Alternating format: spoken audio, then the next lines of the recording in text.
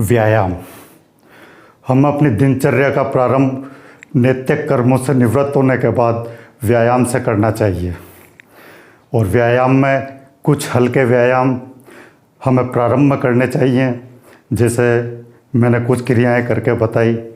एक ही जगह खड़े होकर कूदना, ताली बजाना, पैरों को दाएं बाएं फेंकना, बॉडी को आगे झुकाना, बॉडी को पीछे झुकाना।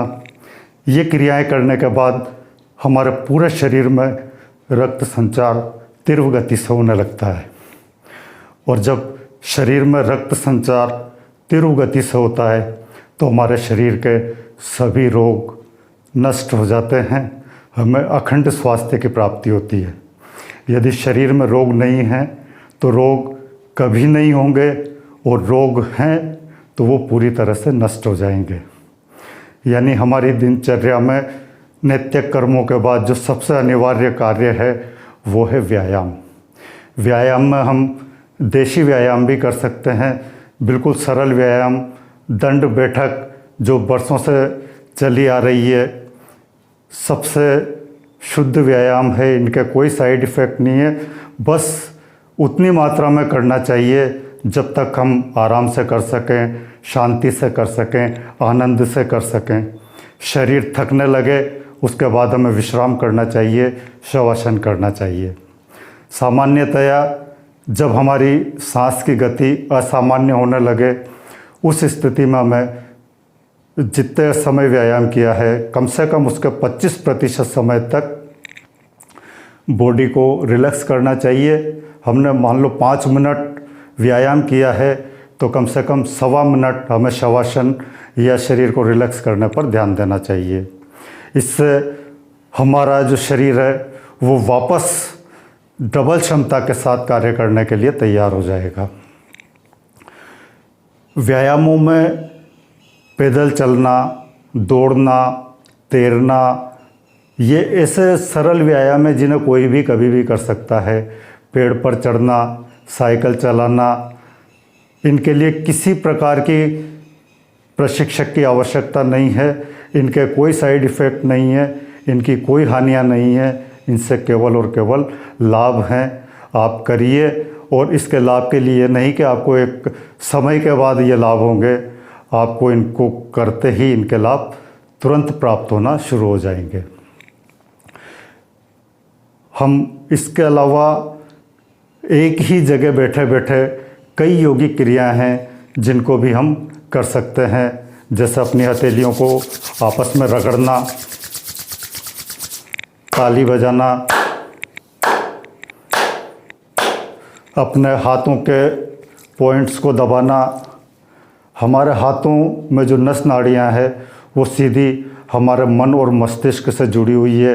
इन सब बिंदुओं को दबाने से, हाथों को मसलने से, ताली बजाने से हमारे मन और मस्तिष्क में रक्त संचार तीव्र गति से होने लगता है और हमारी मानसिक और शारीरिक क्षमताएं कई गुना बढ़ जाती है।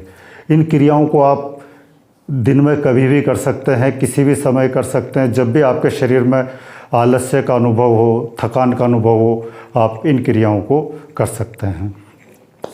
ऐसी ही अनेकों क्रियाएं हैं, इनके बारे में मैं एक अलग ही एपिसोड में आपको विस्तार से बताऊंगा।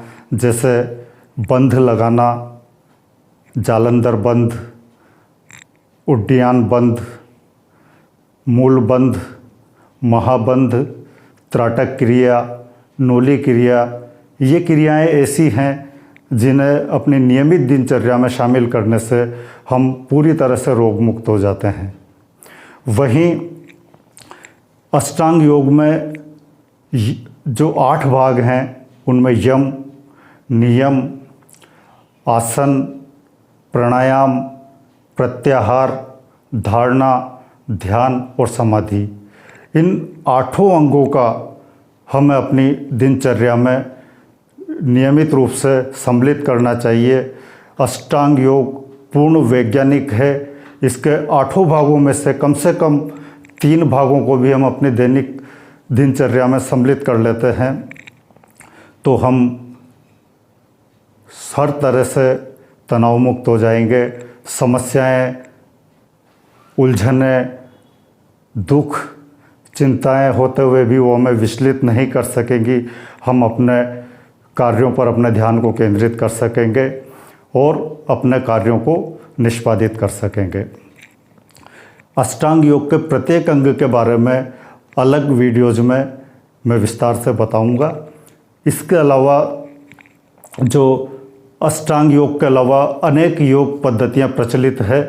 हर एक योगाचार्य अपने साधकों को, अपने अनुयायियों को उन योग पद्धतियों के द्वारा ईश्वर से जोड़ते हैं, तनाव मुक्त करते हैं, समस्याओं के रहते हुए भी उन्हें आनंद से और शांति के साथ जीना सिखाते हैं। इनमें भक्ति योग, सहज योग, हठ योग, कर्म योग, अष्टांग योग, ऐसे कई योग प्रचलित हैं। सरलतम तरीके से हम अपने मन और मस्तिष्क को विकारों से मुक्त करें। मन में जो भी विकार हैं, क्रोध, भय, आलस्य, दुख, चिंता, क्रोध, ये इन सब विकारों को हम पूरी तरह से मन से निकालने के बाद ही हमारा मन पूरी तरह निर्मल हो सकेगा, हमारा मन पवित्र हो सकेगा। और योग में सबसे ज़्यादा आवश्यक है मन को पवित्र करना। द्वेष, नफरत, घृणा, ये चीज़ें हमारे मन में बिल्कुल नहीं बचनी चाहिए। एक भी मनोविकार हमारे अंदर है तो हम स्वस्थ नहीं हो सकते। यानी स्वस्थ होने के लिए, योगी होने के लिए, विकारों से मुक्त होने के लिए हमें अपने मन को पवित्र करना होगा, मन को निर्मल करना होगा। और इसके लिए हमें मन में किसी भी मनोविकार को स्थान नहीं देना है। मनोविकार स्वाभाविक रूप से आएंगे, लेकिन उन्हें हमें ध्यान के द्वारा अधिक समय तक नहीं रहने देना है। उन्हें उन मनोविकारों से अपने मन को तुरंत मुक्त करना है। इसी तरीके से हमें अपने मस्तिष्क को सकारात्मक विचारों से भरना है और नकारात्मक विचारों से मुक्त करना है। मस्तिष्क में जब तक नकारात्मक विचार है, हमारे मस्तिष्क की संपूर्ण क्षमता खत्म होती जाएगी, या हम संपूर्ण क्षमता के साथ मस्तिष्क का उपयोग नहीं कर सकेंगे। मस्तिष्क में किसी भी प्रकार के नकारात्मक विचार को हमें स्थान नहीं देना है।